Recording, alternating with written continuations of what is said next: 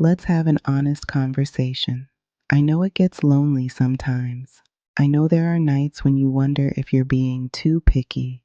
I know it would be easier to just entertain somebody so you don't feel alone. But hear me clearly.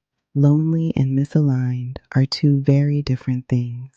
And entertaining people who are below your standards just to fill space, that costs you more than solitude ever will. If someone is not aligned with your goals, if they don't respect your vision, if they're not building, growing, evolving, they are not neutral. They are either helping you level up or they are slowing you down. Now let me balance this because some of you swing too far the other way. We are not looking for a perfect person. Perfect does not exist. There is no flawless man. There is no flawless woman. But good people absolutely exist. And the problem is, some of you are filtering for the wrong things.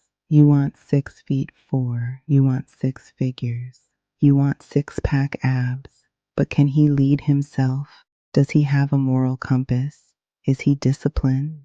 Does he work hard even when no one is clapping? Is he kind when he doesn't have to be? Does he treat people well when there's nothing to gain? That's what matters, because height does not build a future. Looks do not sustain peace. Charm does not equal character. Character is the standard. Work ethic is the standard. Emotional maturity is the standard. Loving you correctly is the standard. And those are non-negotiable. You don't negotiate on core values. You don't discount integrity because you're bored. You don't ignore red flags because he's attractive. And you definitely don't waste months or years entertaining someone who is not aligned with where you're going. If you're building a peaceful life, choose someone who protects peace. If you're building wealth, choose someone who respects discipline. If you're building a legacy, choose someone who thinks long term. Standards are not about ego,